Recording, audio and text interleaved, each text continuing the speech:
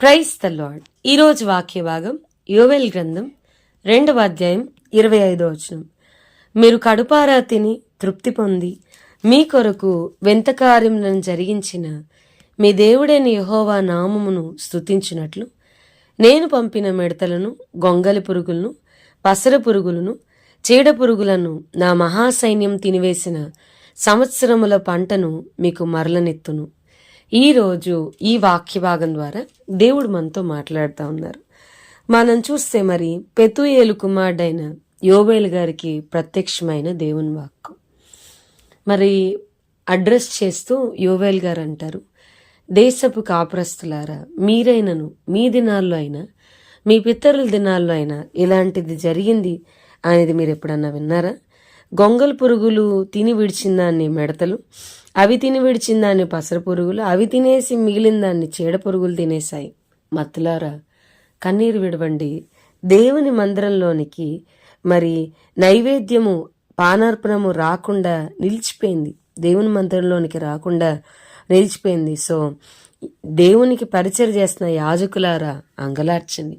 యవనురాలు తన యవన కాలంలో యవన పెనిమిటిని కోల్పోయినట్లుగా కన్నీరు కార్చండి. దేవుని మందిరంలోనికి నైవేద్యం రాకుండా నిలిచిపోయింది అంటూ మరి ఇప్పుడైనను ఆల్రెడీ దేశమంతా కూడా చాలా నష్టపోతూ ఉంది. కరువు ఒకటి తినగా ఇంకొకటి ఇట్లా పసర పురుగులు, చీడ పురుగులు, గొంగల్ పురుగులు, మిడతలు మొత్తం కంప్లీట్గా నాశనం అయిపోయింది. అయితే ఒక గొప్ప కాల్అవుట్ యోవేలు ప్రాక్త ద్వారా దేవుడిస్తా ఉన్నాడు. ఇప్పుడైనను మీరు ఉపవాసం ఉండి మరి దుఃఖించు మనపూర్వకంగా కన్నీరు విడుస్తూ నా దగ్గరికి రండి. కమ్ బ్యాక్ అంటూ మీ, తిరిగి నా దగ్గరికి రండి. మొత్తాన్ని కోల్పోయారా? You have lost everything. సమస్తాన్ని కోల్పోయినా కానీ నా దగ్గరికి రా అని దేవుని పక్షాన ప్రవక్త మాట్లాడుతున్నాడు. దేవుడు పిలుస్తున్నాడు, కమ్ బ్యాక్.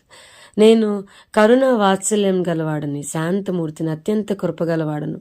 నేను చేయనుద్దేశించిన కీడును చేయక పశ్చాత్తాపడేవాడిని కాబట్టి మీ వస్త్రాలను కాక మీ హృదయాన్ని చింపుకొని నా దగ్గరికి రండి. నేను పశ్చాత్తాపడతాను. I'm the God.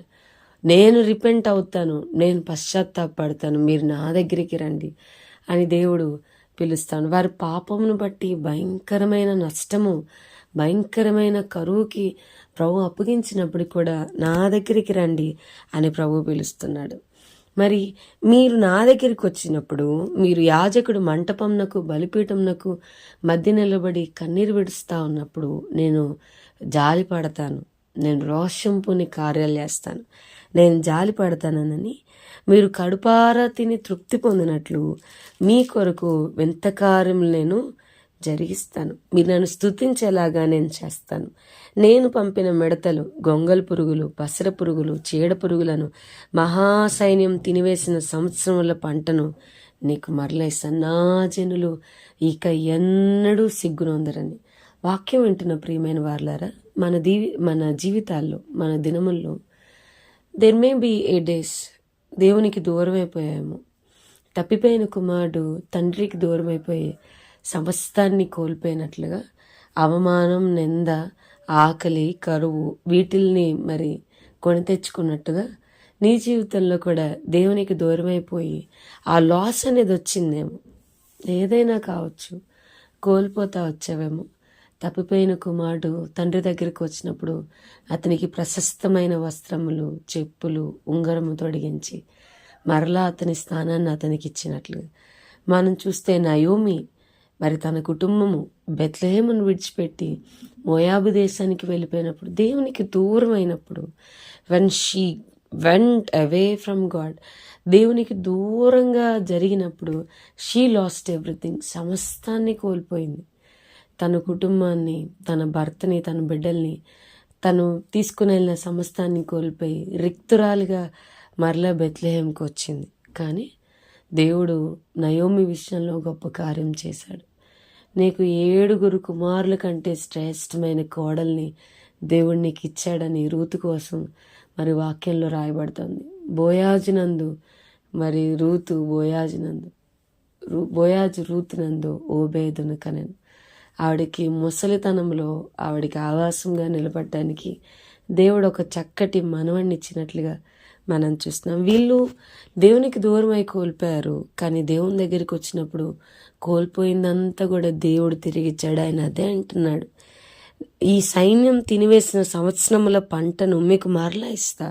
The God of restoration. నువ్వు ఏదైతే కోల్పోయావో అది హ్యాపీనెస్సా, అది ఇంకేదన్నా నా ఫిజికల్ మెటీరియల్ థింగ్సా, ఏదైనా దేవునికి దూరం అయిపోయి నువ్వేది కోల్పోయావో, అవమానాన్ని కొని తెచ్చుకున్నావేమో, నిందని కొని తెచ్చుకున్న పంటంతా కోల్పోయావేమో, సంవత్సరములు ఇయర్స్ అన్నీ కూడా వేస్ట్గా పోయాయేమో.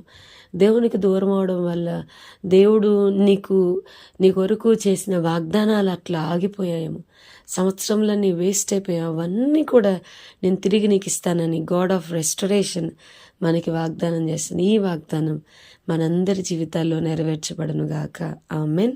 ప్రార్థన చేసుకుందాం. ప్రభా, ఈరోజు వాక్య భాగం ద్వారా మీరు మాతో మాట్లాడినందుకు వందనాలు. వాక్యమైన మా ప్రియులైన వారిని అందరినీ దీవించి ఆశీర్వదించమని యేసు నామమున అడిగి వేడుకొంచున్నాం తండ్రి. Amen. God bless you and have a blessed day.